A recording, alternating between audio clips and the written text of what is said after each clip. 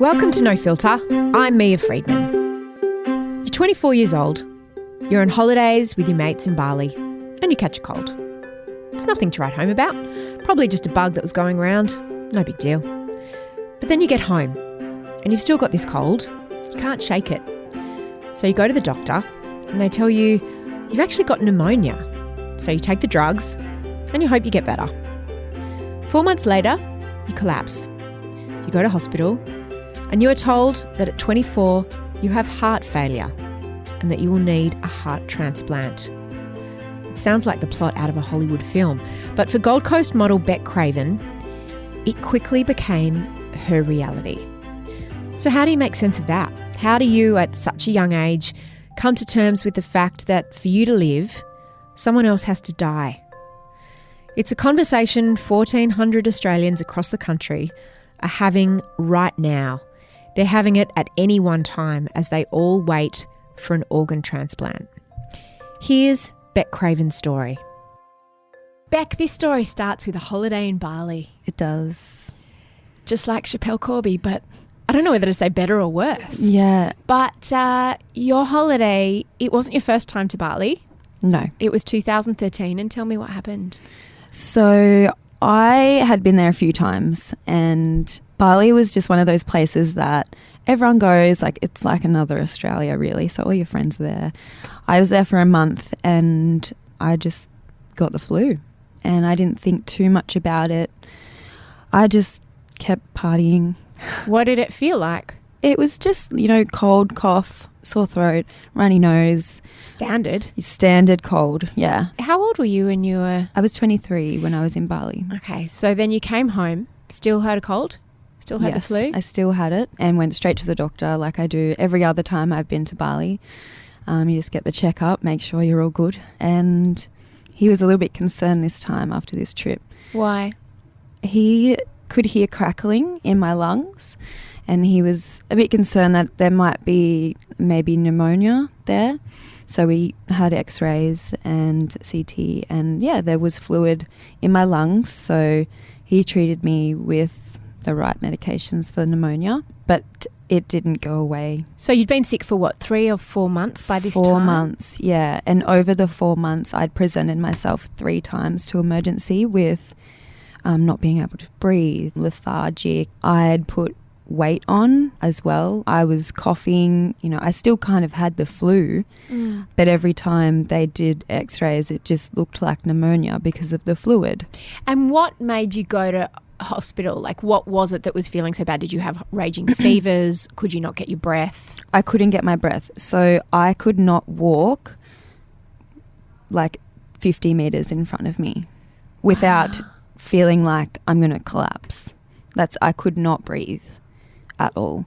So I would go in and say this. But the whole time I honestly thought it was pneumonia because that's what I had been told. I didn't get any funny heartbeats. I didn't get... Because when they would imagine listening to your chest, they put the stethoscope on your chest and they listened to your heart. Yeah. And it wasn't sounding strange, I guess. I guess not. So how was something else diagnosed? At what point? So I ended up collapsing at work and they took me into emergency straight away and got me hooked up to everything, started draining fluid off my body because at that stage they still thought it was pneumonia. But then a doctor from ICU had come down and had a listen to my chest and she said that something didn't sound right in my chest. And over the night I had woken up with about 7 doctors around me wanting to do an echocardiogram, which is an ultrasound of your heart. And that's when I got the news that I never actually had pneumonia. I had chronic heart failure. Was anyone with you when you got that news? I was by myself. Oh, yeah. Bec. I know, but did you kind of go, I'm just take something and that'll be fixed? I actually said that no, it's not. It's pneumonia. I just did not want to believe that it was my heart because the whole time it was like, breathing. Yeah. You just kind of, you don't think. You didn't have chest pains. No. It was about breathing and coughing. So I was like, no, it's my lungs. I don't have anything wrong with my heart. And so why was there that confusion? So with heart failure, with the cardiomyopathy, which is what I had, which turns out it was from a virus, the cold that I had in Bali. Just a common cold. Just a common cold virus that you get. You can get it here in Australia. You can get it anywhere. It's just an unfortunate thing that it went into my heart and attacked the left side. How does that happen? For some reason, I guess I was just unlucky. So there's nothing you could do to prevent it. It wasn't a fancy type of Bali cold virus with extra special superpowers. It was just one of those things. Yeah, it was just an unlucky thing for me to do. That hadn't been caught. Yeah, so, you know, there's always that behind your mind that if I had been diagnosed within the 4 months. Was there treatment? Yeah, and I did get treatment for the heart failure for the next year. And my ejection fraction, which is the amount of, so with your left side, it's how they measure the pumping of your left side. So mine was at like 11%, which is so bad. It actually wasn't even doing anything. So that's why you were out of breath. And yes, that's why I was retaining fluid in my whole body. They actually drained 5 litres of fluid just from my lungs. Oh so, my gosh. So potentially like I was actually drowning. That's exactly right. I was drowning myself, but not knowing. Yeah, it's terrifying that can be misdiagnosed. I know, for as long as it was. Apparently. So it's a common misdiagnosis. Yeah, especially in young people, because you wouldn't think someone young would have heart failure. So when you say heart failure, the heart is a muscle. Yes. And when it fails, it just, it can't beat properly? So it's still beating. It's just not pumping your fluid around, like your blood. So because mine wasn't pumping at an average person's heart, that's all the fluid in my body was just in my stomach, in my ankles, in my lungs, like it was everywhere else, whereas usually our bodies can process all of that. So you were told it's heart failure. Yeah. How did you feel? Terrified? I didn't believe it at first. I went through a little stage of denial, I think. Who did you call? Well, my parents ended up coming into ICU, and even they were like, no, like you're 24. With no history of heart problems in the family. No history whatsoever. That's not right, surely. Like we need a second opinion kind of thing. Was a transplant discussed straight away? No, it wasn't. So I got transferred to the best hospital in Brisbane, Prince Charles, where they do all lung and heart transplants. And they said to me that I would be able to live a perfectly normal life on heart failure medication if they get it right. So for the next year after I'd been diagnosed, I lived normally with my heart failure, and my ejection fraction had risen to where it's not chronic heart failure, but I still have heart failure. Were you still exhausted and out of breath? Not as much, no. So I was able to go back and do like swimming, and I wasn't able to run, but I could walk so without they said don't exert yourself? Yes, yeah. So no running? No running, no going on roller coasters, no... Damn it. I know. I still haven't been on a roller coaster yet. No big frights? No big frights, no scuba diving, no... What about sex? Does that put a strain on the heart? It does, yeah. So that... Did they say no sex? No, but I and myself knew that probably wouldn't be a good idea because I got out of breath. Yeah. And I would honestly, I'd probably be the starfish. Yeah. Like, it's quite a good excuse. I know. Look, I'd love to be more involved, but yeah, I've got a so heart thing. I just have to lie here and you have to do all the work. Yeah, that's it. So at what point in the year that you had the medication did it become evident that this was not going to be a long-term viable option to stay on it? So it was early 2015 that I and myself knew that things were getting worse because I was starting to get the same symptoms again. I was starting to get the, breathlessness with exertion. I couldn't sleep properly. You can't lie flat. So I went to the doctors and I said, guys, this is what I'm feeling. Something doesn't feel right. And they did the same again, echocardiogram, make sure what the heart's doing, and my ejection fraction had dropped back down to 24. So it got up to 40, which they were fine with, but it had dropped, and that's when they said, look, Bec, we feel like the medication isn't going to work with you anymore. Like, it's not making your heart better, it's actually worsening. So we need to talk about heart transplants now. Was someone with you and they said those words? Yes, yeah, my mum was. So how did you feel? it's really funny because I feel like I was kind of prepared in a way, but I kind of knew, like, with the heart failure, there's that possibility there that I could die, one, or I will have to have a heart transplant because my heart's not going to get to a normal point. Hi, I'm just jumping in here to give you some facts about transplants in Australia. At any one time, around 1,400 Australians are waiting for a transplant. That means right now, 1,400 people across Australia are in hospitals, quite literally on their deathbeds, waiting for someone to die so that they can get an organ. Something which can be pretty hard to wrap your head around. Only about 1% of hospital deaths happen in a way where organ donation is possible, which isn't that much when you think about it. And it means that organ donations usually come from unexpected deaths. However, just one organ and tissue donation can save 10 or more people. More than 80% of Australians are willing to become organ donors, but 2 in 3 are yet to register their decision at donatelife.gov.au.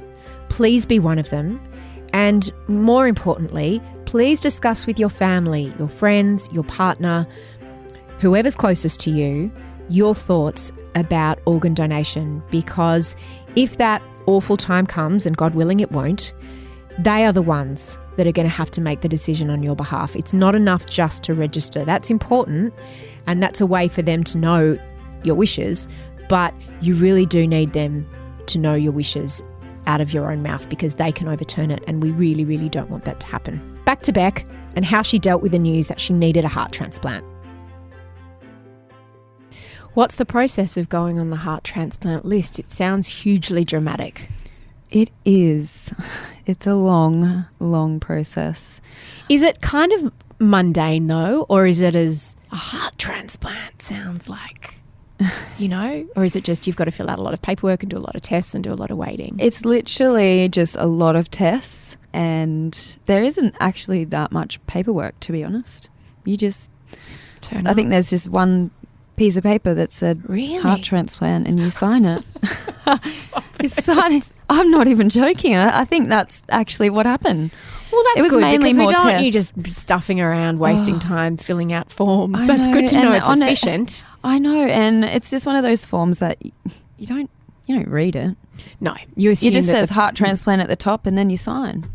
So what about the psychological preparation? How long were you on the list for? I got told that I needed to have a heart transplant, and I did. I started doing all the workup for that, which involves a lot of blood taking, because the blood actually gets sent to everywhere in Australia. My blood was sent everywhere, so in case a matching heart in other states, they could match my blood, and that could be a potential, heart for me. With a heart transplant, what were the conditions that needed to be met for it to be a good match, the right match for you? So blood is a very big one. Height and weight of the donor. Same blood type, same height and weight. Yep. So size of the heart as well. But that would have been quite hard because you're tall and slender. Exactly. And you have an unusual body type. I'm little. Yeah. So yeah, you are. You're incredibly petite and yet tall. Yeah. So it is hard because you might get a heart that matches my blood type. Yeah. But then they might be an obese man of 60. Well, yeah. Yeah. I would never get a heart from someone who's 60. Right. Because I'm young. Okay, so did it need to be in a certain age? Yeah, they said to me that it will have to come from someone who's at least, 30s or under. 30s is the oldest. Yeah. And as young as how old could you get a heart from? They didn't say, but I'm just I guess, teenage. Mm. It just depends on the size of the heart. So then psychologically, how do you prepare for someone else's heart going into your body and yours coming out? It's really hard. It's a really hard thing to get around. It's two things. One, someone unfortunately has to pass away for you to live. And two, you're getting your heart taken out. You're not going to live with your original heart, you know, and you're going to be on medications that suppress your immune system. You're not going to be able to, there are things that I can't do now in my life that I could have done before. Like what? Scuba dive. I'm a keen scuba diver. Yeah. I don't know if I can skydive. That probably, if I asked them, they'd probably be like, no. So anything that causes your heart to beat a lot? I think it's or puts more it just under the pressure. Yeah. Physical pressure or like emotional pressure kind of thing? Maybe both. Childbirth? So that's, yeah, I can have children. It's risky for me. Really? Why? Because of the stress that it puts your heart under. Being pregnant or giving birth? Both. So I know transplant patients who have had children. Or Fiona one. Coote has had children. Yeah, she's had 2 transplants as well. Yeah, I remember her because she was one of the, I think in the 80s or the 90s, she was one of the first heart transplant patients under Victor Chang. It must have been the 80s if it was Victor. Yeah. Because my father had a triple bypass and Victor Chang did it just a few weeks before he was murdered. Yeah, that's so sad. Which was tragic. Yeah. But, you know, Victor Chang was such a pioneer and Fiona Coote was so famous in terms of, you know, this young woman of your age who got this heart transplant and then she had a second and went on to have children, right? Yeah, she did. But it's high risk. Yeah, that's what I've been told that it is. Did you talk to other heart transplant patients while you were waiting? Yeah, so while I was waiting for my transplant, my heart deteriorated to the point where I actually wasn't oxygenating anything else in my body. So they had told me that I'm not going to last the wait for a transplant. I was going to die within 2 weeks if I didn't have a mechanical heart put in. So I ended up having open heart surgery to have a metal pump placed in the left side of my heart that acted as the left side and pumped blood around. That was connected, a wire came out of my stomach and it was connected to a bag that had a controller and 2 batteries. And that's what I lived on for 8 months while I waited. 2 batteries? Yeah. Beck, that makes me very uncomfortable. Yeah. Well, like just AA batteries or something? No. They were like big. Okay. Like the bag weighed like 2 kilos and I couldn't ever disconnect from it. So I couldn't shower. No, you wouldn't want to disconnect from it. No, yeah, you wouldn't. No. So I couldn't shower properly. I couldn't go swimming. I couldn't be more than 2 hours away from the hospital. I couldn't. For 8 months? For 8 months. Could you have gone on for much longer with that system? The LVAD, that's what it's called. The bag with the batteries. The mechanical heart. In Australia, they use that as a bridge to transplant. But in America, you can actually live for like 7 years with this mechanical because they don't heart. have enough hearts, so people have to, right? Yeah. And some people aren't actually eligible either. Like they're too sick. It must have been weird during that time to be hoping that someone would die. Was it? Yeah, it really was. And there was 7 of us at the hospital in the whole of Queensland that had these mechanical hearts. So we all became like a little family. Who were they? Like what kind of people? So there was actually a boy who was younger than me and 2 guys that were probably in their late 30s, 40s, and then another man in his like 60s. So I was the only girl, which was good because I was the sook. I can imagine they were some pretty intense bonds that formed between you guys. Yeah, there was. And we all supported each other in the hard days that you have. What was a hard day? I think every day was a hard day, to be honest. Waking up, wondering if you're going to be getting a heart transplant that day and kind of hoping someone dies for you to live. That's absolutely a horrible thought. You know, there were actually times that I would watch the news and there would be someone who's on life support or like car crash or something, and in my brain the first thing was that could be a potential organ for me. Isn't that's terrible? That's understandable. And very normal from what I understand, from what I know through knowing someone who was in a similar situation. Yeah. It just... But it must sit difficult. It's hard. It's hard because you don't want that person to die, but you're waiting. Someone has to die for you to live. Yeah. So did you say there were 6 or 7 of you? There were 7 of us. And did you all get hearts? Yes. We actually, the hospital's never seen it before. We all got transplanted, the 7 of us, within 2 weeks over Christmas and New Year and the start of 2016. I imagine in some ways that's no accident because there are a lot of road fatalities around that time. Yeah, Christmas is very busy. For the transplant team. So tell me about the day your heart became available. Your eyes just lit up then. I know. It still like makes me all... Because you've been waiting for that day for so long that it's almost not real. So I didn't get the usual, phone call that everyone gets. I was already at the hospital. I'd had a checkup with my mechanical heart, which I actually called Barnacle. I named it. So had all that, went into physio because I'd have to be there 2 times a week to do physio. And then my physio actually got a call from the doctors and they must have said, "Oh, we want to see Bec again. Can you send her back?" And she said to me, "Oh, the doctors want to see you." And I immediately freaked out because I thought something was wrong with my mechanical heart. I thought... I just didn't... That wasn't how it was going to happen, was it? It was going to be a phone call. It was going to be a phone call. In the middle of the night. Yes. So there was no way that I thought that it was going to be what it was. So I'm walking in there already getting anxiety about something because I'd had alarms already go off with my mechanical heart that you don't want.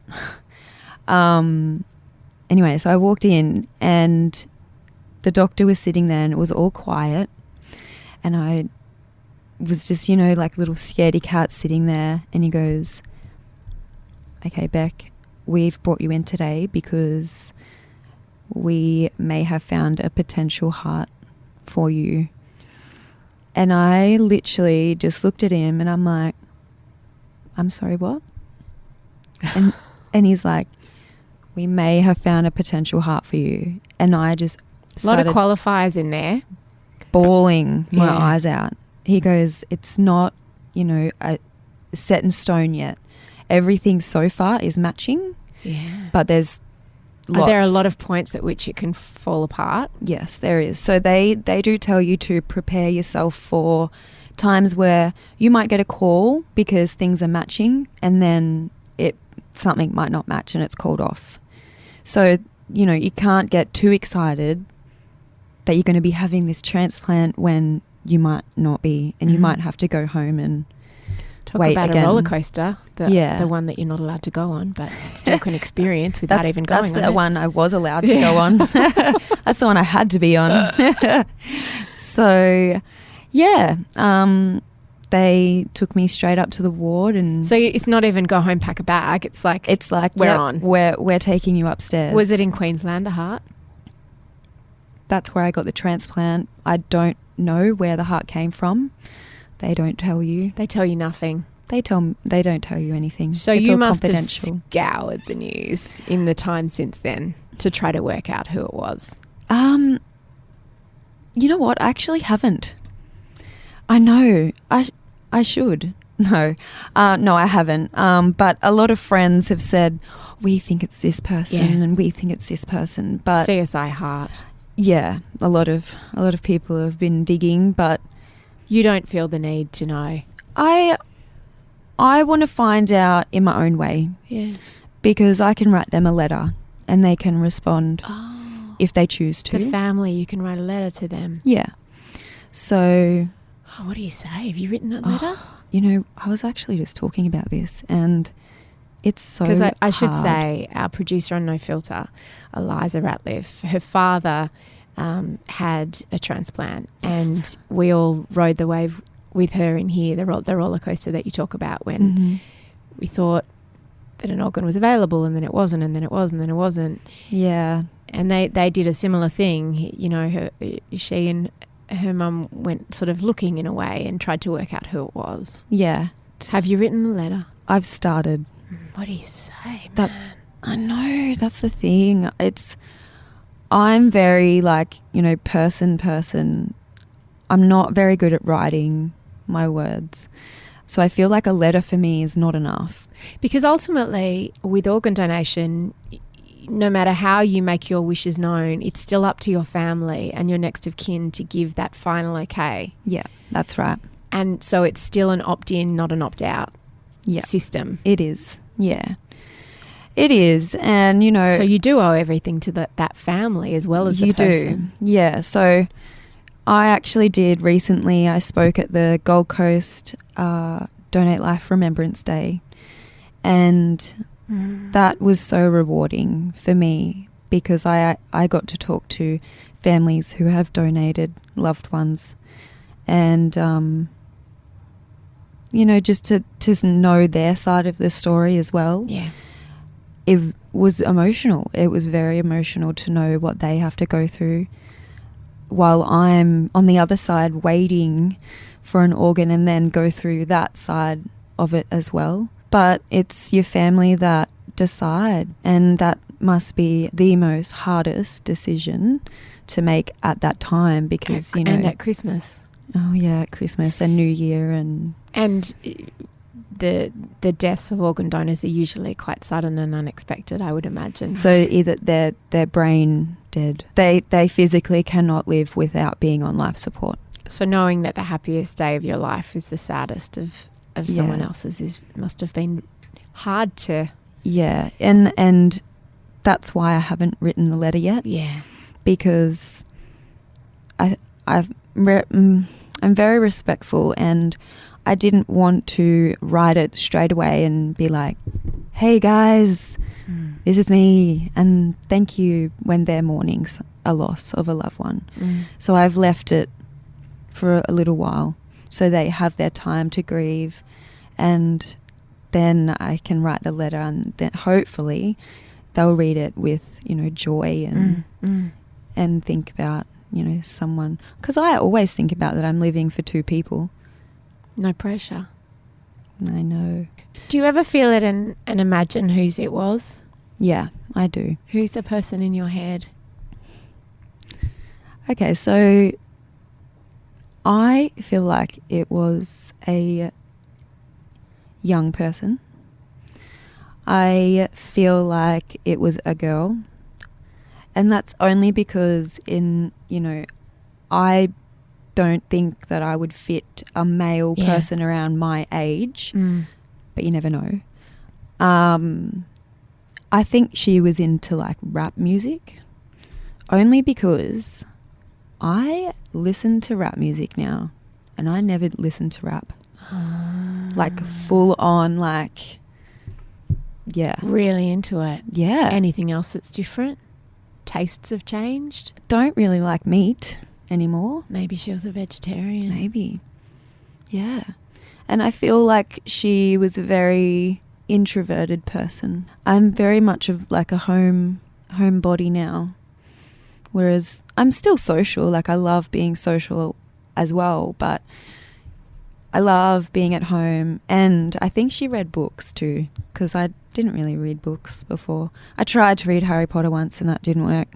Is it a presence, or is it more just feels like it's integrated into you, which it literally is? Yeah, kind of. It's funny. I sometimes have like visions of like in my brain who I picture it's from. I'm sure you do. Yeah. And it's when I go to do things like go for a ride on my bike or something, you know, I picture someone riding their bike next to me.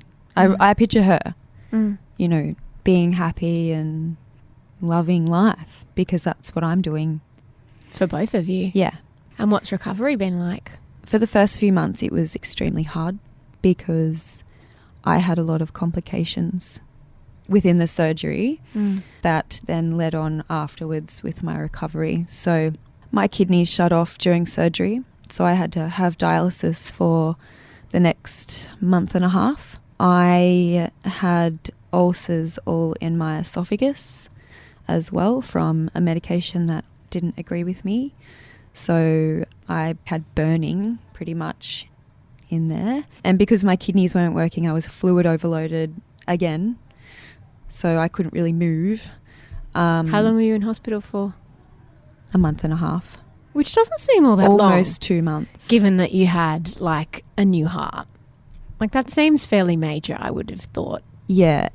Usually, you know, heart transplant, you're not in there for that long. Has it changed the way that you think about organ donation? Most definitely. Yeah. Were you an organ donor before? Were you a... No. Yeah. I actually wasn't. And this is another reason why I am trying to raise the awareness, especially for young people like myself, because I never, ever thought about organ donation. It just didn't ever come up. Not even with my family. It just wasn't a subject that was spoken about, or I just never really read anything about it. Never really knew anyone. It used to be a box that you ticked on your driver's license. Yeah, and I don't even think I'd read that when I got my license. Just wasn't in your It just was not world ever in my brain. Yeah. Until obviously I needed one. And that's when I, found out that organ donation, the rates of organ donation in Australia were so low. And that's why I was like, right, this is where I need to get in there. And so what can people do? They can go to Donate Life website, which is www.donatelife.gov.au, and you can go online and register as an organ donor. And you do receive a cool card that you can put in your wallet that you can then show all your friends, being like, look guys, I'm socially responsible. I'm doing good donor. for the world. Yeah. But I guess, at the end of the day, the most important is to talk to your families, to talk to all your relatives, to say what your wishes are. If you want to donate your organs, let everyone know. So if it came to that, they know what your wishes are. Yeah. I notice also you're wearing a denim jumpsuit with a zip down the front, and I can see the zip down the front of your chest. Yeah, I'm a zipper scar. Yeah. Interesting. How do you feel about your scar? It's sort of, how long is it? It's about... Okay, so... Oh, it goes down really low. So it goes from about the base of your throat. Yeah. Yeah.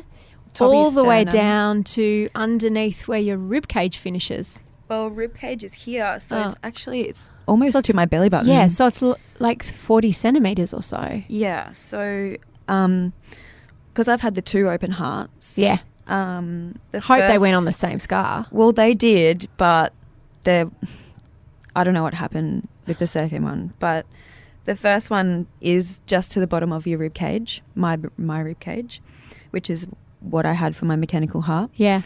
And then the second one actually went down a lot further, and I don't know if that's because they had trouble, but they did follow it to a point, and then obviously that one goes down, and then all the rest are like drain holes, and I've actually got a second belly button from... Do you? Yeah, I'll show you. Oh, wow. That's just off centre and up a bit high. Yeah, so that's actually where my mechanical heart cord came out of. Yeah. How do you feel about, you're a model, so how do you feel about those marks and scars on your body? Well, it took me a little while. So having the first open heart, I hated it.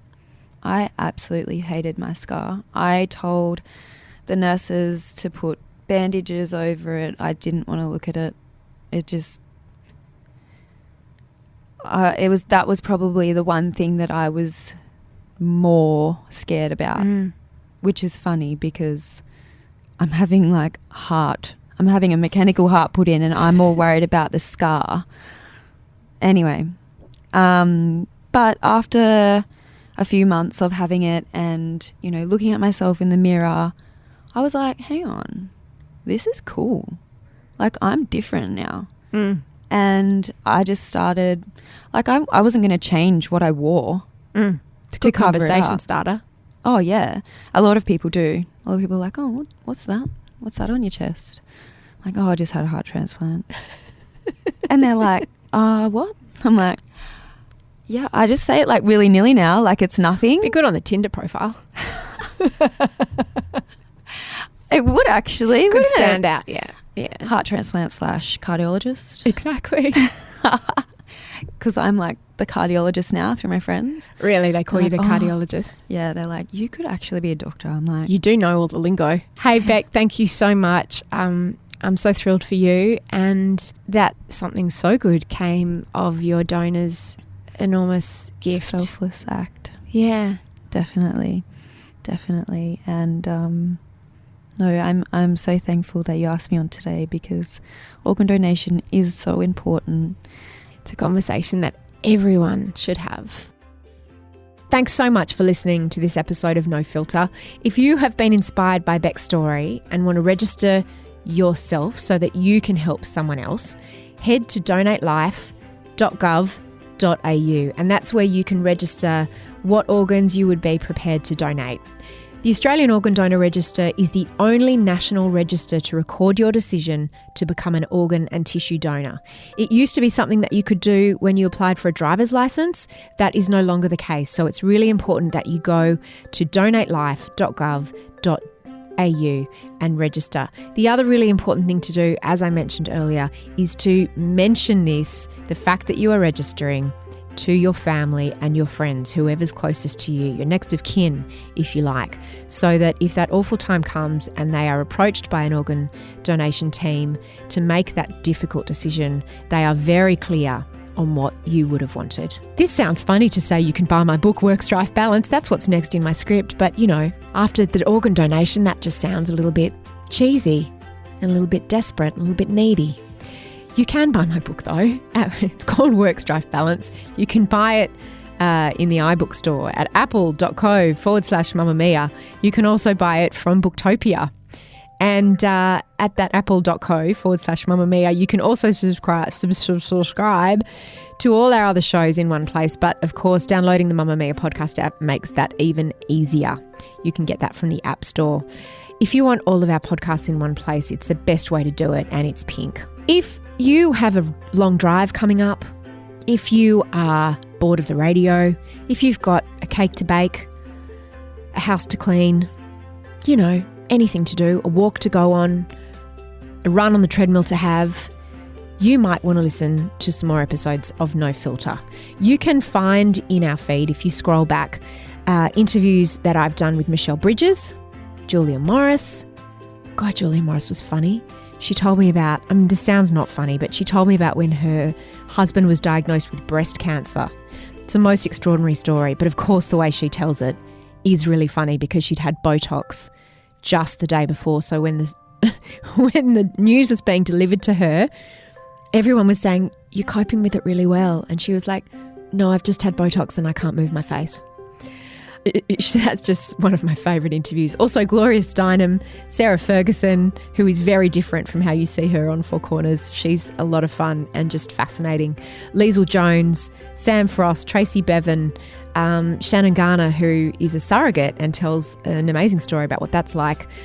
And then, of course, there are some people who you would not normally perhaps hear from in your world or in the bubble we live in, like Miranda Devine and Paul Murray, who I spoke to just after Trump won the election. If you want to suggest a guest or just ask me a question or leave a comment, you can call the pod phone on 02 8999 9386 or flick us an email at podcast@mamamia.com.au. Please tell a friend about our podcasts. It's the best way to help us keep making them. We need a large audience so that we can afford to keep bringing you these podcasts. So send this podcast to a friend, show them how to download the Mamamia podcast app on their phone, leave us a review for any of our podcasts on iTunes and a 5-star rating, and the algorithm then works to help us get discovered by other people. Today's show was produced by Eliza Ratliff for the Mamamia Women's Network. The executive producer of podcasts is Monique Bowley, and the head of entertainment is Holly Wainwright. I'm Mia Friedman. You can follow me on all the regular places and subscribe to my newsletter at miafriedman.com.au. See you next time.